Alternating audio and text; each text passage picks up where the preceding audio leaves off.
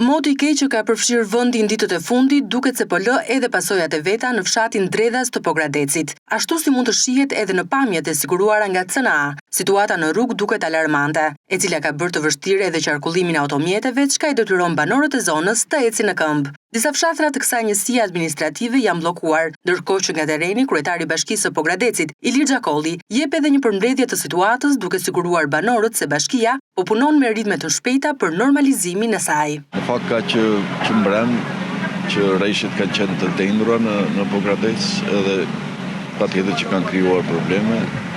Grupi i emergjencave ka qenë në terren edhe sot kemi bërë takim në bashki. Këtu ndodhemi në Beragosh ku siç e shikoni është shembul një pjesë e rrugës edhe me njerë kemi ardhur dhe po unë jam edhe vetë këtu për të drejtuar këto punime për të hapur këtë aks rrugor që t'ju vinë në ndihmë banorëve. Sigurisht kjo është një emergjencë, po më tej do bëhet edhe një rrugë me rregull. Besoj që